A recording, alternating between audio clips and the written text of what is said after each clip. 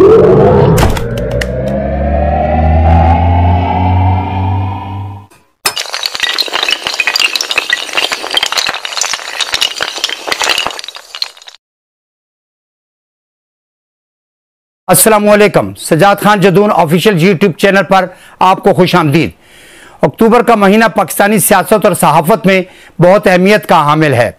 आज से 22 साल कबल 12 अक्टूबर को अवाम की मुंतखब हुकूमत का एक फौजी डिक्टेटर ने तख्ता उलट दिया था। ऐसा पहली बार नहीं बल्कि तीसरी बार हुआ था, और क्यों हुआ था इसका तहकीकी जायजा मैं आपके सामने पेश करूंगा।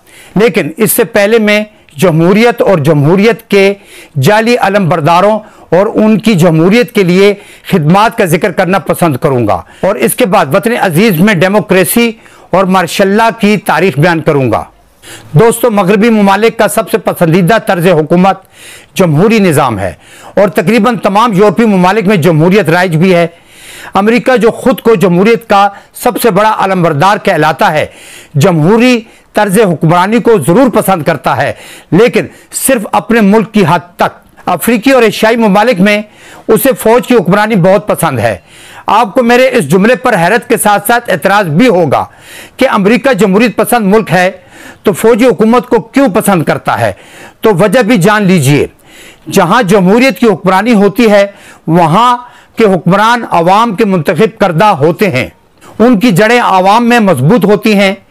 जमहूरी रहनुमाओं ने इंतखाबात के दौरान अवाम से रजू करना होता है, इसलिए दौरान हुकूमत वो तमाम इक़दामात अवाम की भलाई में करते हैं, और जो सियासी जमात अवाम और मुल्क के मफाद को अजीज रखती है वहाँ के अवाम उसे ही मुंतखब करते हैं। अमेरिका की ही मिसाल ले लीजिए। 2017 के इंतखाबात में डोनाल्ड ट्रंप वहाँ के 45वें सदर मुंतखब हुए। सदारत के दौरान उनकी शख्सियत खासी मुतनाज़ रही। उनके तारकीन वतन समेत कई फैसलों को सुप्रीम कोर्ट में चैलेंज किया गया। पाकिस्तान, अफगानिस्तान, चीन, रूस, ईरान, इसराइल, सऊदी अरब समेत मशरकी वस्ता के लिए उनकी पॉलिसीज को सख्त तनकीद का निशाना बनाया गया। खवातीन के लिए उनके जुमले खासे नाजेबा और काबिल एतराज़ होते थे, जिन पर खवातीन का रद्द-ए-अमल भी कई बार सामने आया। यही हाल उनका स्याफाम कम्युनिटी के लिए भी था, जिसकी वजह से उन पर नस्ल परस्त हुक्मरान होने का इल्ज़ाम भी लगा। जो तो अमरीकी अवाम ने उनका 4 साल दौर हुकूमत बर्दाश्त किया, लेकिन अगले 4 साल टर्म के लिए उन्हें जबरदस्त मुश्किलात का सामना करना पड़ा। वो जो बाइडेन के मुकाबले में शिकस्त से दो चार हो गए। अमेरिकी अवाम की अक्सरियत ने उनको रद्द कर दिया, चूंकि वहां की राय आमा उनकी गलत पॉलिसीज और रवैये की वजह से उनके खिलाफ इस्तवार हो चुकी थी। वो अक्सर सहाफियों से भी लड़ पड़ते थे और उन्हें सवाल पूछने पर डांट कर बिठा देते थे। इन मिसालों से ये बात जाहिर होती है कि जमहूरियत में अवामी राय बहुत अहमियत रखती है। किसी भी जमात की जीत हार में खालिस्तान किरदार अवाम का ही होता है। इसके बरअक्स डिक्टेटरशिप में बज़ोर कुव्वत हुक्मरानी की जाती है, इसमें अवाम का अमल दखल नहीं होता। जिन ममालिक में सियासी निज़ाम कमज़ोर होता है वहाँ की फौज का सरबराह पूरे निज़ाम को लपेट कर मुल्क का इक़्तिदार संभाल लेता है। अमेरिका बहादुर ऐसे मौक़ों पर मसनूई रौब डालकर उस डिक्टेटर को अपने सामने झुकने पर मजबूर कर देता है, जिसने अपने मुल्क के करोड़ों अवाम को अपने सामने झुकने पर मजबूर कर रखा होता है। पाबंदियों के खौफ से अमेरिका और उसके यारों को खुश रखने के लिए हर वो पॉलिसी वो मुल्क अपना लेता है जो उसके मुल्क और अवाम के मुफाद में ना हो। अब सोचिए, जब मुल्की सरहदों के मुहाफिज को अपना फर्ज याद नहीं रहता तो अमेरिका और उसके इत्तेहादियों को क्या पड़ी है जो उस मुल्क के मुफाद को अजीज रखें। करप्ट जमहूरी सियासी जमात उस आमिर से कई गुना ज्यादा बेहतर होती है, क्योंकि उसने मखसूस वक्त पर अवाम के पास जाना होता है, इसलिए वो कुछ फैसले अवामी मुफाद में भी करते हैं। जबकि डिक्टेटर का सारा इन्हिसार छोटे फिशारी ग्रोहों पर और नाम नेहाद सियासी जमातों और गैर मुल्की कुव्वतों पर होता है, और उस आमिर समेत हर ग्रोह, हर जमात आमिराना दौर में शुतर बेमहार होते हैं। उन्हें अवाम की नहीं बल्कि अपने करीबी अफराद को नवाजने की फिक्र होती है, क्योंकि ये आमिर की मजबूरी होती है। वो आवाम के बजाय उनका मोहताज होता है। इन्हीं वजूहात की बिना पर अमेरिका थर्ड वर्ल्ड कंट्रीज पर फौजी हुक्मरानों को ही देखना चाहता है। इसलिए फौजी हुक्मरान 20-20, 30-30 साल और कई मुल्कों में 40 साल तक हुक्मरान रहे हैं और उनकी मौत पर ही उनका दौर हुक्मरानी खत्म होता है, जिनमें ज्यादातर मुस्लिम ममालिक शामिल हैं। अमेरिका सुपर पावर होने के नाते यह बर्दाश्त नहीं कर सकता कि एशियाई और अफ्रीकी खास तौर पर मुसलमान मुल्कों में जमहूरियत मजबूत हो।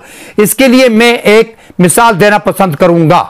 मिस्र में हुस्नी मुबारक के 30 साला दौर के बाद फ्रीडम एंड जस्टिस पार्टी के मोहम्मद मुर्सी अपने मुल्क के एक इस्लामी ग्रुप मुस्लिम ब्रदर्स से इत्तेहाद के बाद 2011 में मिस्र के सदर मुंतखब हो गए। वो पेशे के लिहाज से इंजीनियर और मटीरियल साइंस में कैलिफोर्निया यूनिवर्सिटी से डिग्री याफ्ता थे। जारी हुलिया और रख रखाव के लिहाज से भी वो आम मुसलमान दिखाई देते थे। वो अंग्रेजी लिबास भी ज़ेब-तन करते थे, हल्की दाढ़ी भी रख छोड़ी थी, क्योंकि उनका बैकग्राउंड इस्लामी था। इस्लामी अहकामात पर अमल दरामद भी वो करते थे। बस यही कसूर उनका था, वरना उन्होंने अपने एक साला दौर में किसी मखसूस ग्रोह या सियासी हरीफ के खिलाफ कोई इंतकामी कार्रवाई नहीं की थी। उनके खिलाफ मुल्क के सेकुलर लॉबी और ओपोजिशन यक आवाज हो गए और उनकी बरतरफी और नए इंतखाबात का मुतालबा करने लगे, जैसा तकरीबन हर तरक्की पजीर मुल्क में अक्सर होता है। ऐसे मुतालबात और एहतजाज मामूल की बात है और हुकूमतें ऐसे एहतजाज दबाने और मुखालिफिन को गिरफ्तार भी करती हैं, लेकिन यहां कोई दूसरा ही खेल खेला जा रहा था। कुछ कुव्वतें नहीं चाहती थीं कि इस्लाम पसंद हुकूमत करे। मुल्क में शोरश बर्पा की गई और उस पर काबू पाने का पुराना हरबा अपनाने की तैयारी कर ली गई और उसके लिए फौज के सरबराह अब्दुल फताह अल सीसी का इंतखाब किया गया। अल सीसी एक जूनियर ऑफिसर थे जिन पर मोहम्मद मुर्सी ने नजर करम की और उन्हें supreme council of the armed forces में तरक्की देकर टॉप पोजीशन दे दी और उन्हें 2012 में वजीर दिफा समेत फौज का सरबराह भी बना दिया गया। और जनरल अल सीसी ने मुल्क में शोरश का इल्जाम सदर मुर्सी के सर थोप कर उन्हें गिरफ्तार कर लिया। उन पर मुल्क में हंगामा आराई, ओपोजिशन को कुचलने, कत्ल गारतगरी और बगावत के मुकदमात कायम किए गए, जिनका सामना करते करते वो एक दिन अदालत में ही दिल का दौरा पड़ने से इंतकाल कर गए। उनका इक़्तिदार तकरीबन 1 साल तक मुल्क पर कायम रहा और फिर जनरल अल सीसी मुल्क के सरबराह बन गए और आज तक उनका इक़्तिदार कायम है और ना जाने कब तक कायम रहेगा। अमेरिका अल सीसी की सपोर्ट करता है और अमेरिका ही की मुआवनत से एक डिक्टेटर मिस्र के पहले मुंतखब सदर का तख्ता उलटकर इक़्तिदार पर बराजमान हो गया, तो फिर कहां गई जमहूरियत और कहां गए जमहूरियत के अलमबरदार। ऐसे मौक़ों पर सोचना चाहिए कि अमेरिका का किरदार हमेशा झूठ, मकर व फरेब का रहा है।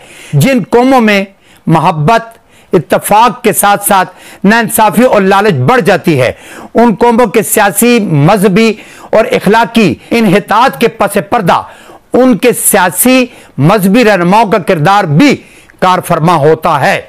दुनिया के तकरीबन 200 ममालिक में से 52 के लगभग इस्लामी ममालिक हैं और मुसलमानों की तकरीबन तादाद 1.8 बिलियन के करीब है। आप पूरा मिडिल ईस्ट देख लें, कहीं भी खिलाफत तो दूर की बात, उनका तर्ज जिंदगी, कल्चर, रवैया और अंदाज हुकूमत इस्लामी है? हरगिज नहीं। ना अवाम ना ही बादशाह, सब लालची, इक्तदार प्रस्त, अय्याश, मगरूर और इत्तफाक व इत्तेहाद से कोसों दूर और एक दूसरे के मुखालिफ हैं। दौलत के अंबार लगे हैं और अय्याशियों के सामान जा बजा बिछे हैं। मुसलमानों की अक्सरियत गुर्बत और अफलास और ना इत्तफाकियों, बिदआत और गैर मुस्लिमों के जुल्म का निशाना बनी हुई है। अरब दुनिया से कभी कोई मदद का हाथ न बढ़ा है और न कभी जुल्म के खिलाफ आवाज उठी है। हरगिज नहीं, बल्कि अरब ममालिक ने हमेशा मजलूम मुसलमानों के बजाय जालिम इसराइल और भारत और अमेरिका से राव रस्म बढ़ाए हैं। गरीब मुसलमानों और सर तब पैर भटके हुए लोगों के लिए कोई तहरीक और इस्लाही पहलू इन अय्याश हुक्मरानों की तरफ से कभी भी शुरू नहीं हुई और न ही आइंदा उसकी उम्मीद है। गैर अरब मुस्लिम ममालिक को देख लें, वहां भी सियासी और मजहबी रहनुमा दौलत समेटने और जायदादें बनाने में मशगूल हैं। न उन्हें इस्लाम से गर्ज है, न मुल्क का गम है, बस इक्तदार को तूल देने की कोशिशें जारी हैं। ऐसी सूरत में आवाम को जागना चाहिए, लेकिन ना आवाम जागेंगे, ना हुक्मरान उन्हें जागने देंगे और उनकी यही अदाएं उन्हें कुफार और अगियार की गुलामी में जकड़े रखेंगी। दोस्तों, प्रोग्राम का एहतमाम करता हूं। इसी प्रोग्राम का अगला हिस्सा जरूर देखिएगा, जिसमें पाकिस्तान में हुक्मरानों और आमिरों की तबाहकारियों पर गुफ्तगू होगी। अल्लाह पाकिस्तान की हिफाजत फरमाए, मुसलमानों को शऊर और इत्तफाक की दौलत से माला माल करे। अगले प्रोग्राम तक के लिए इजाजत दीजिए। अल्लाह हाफिज।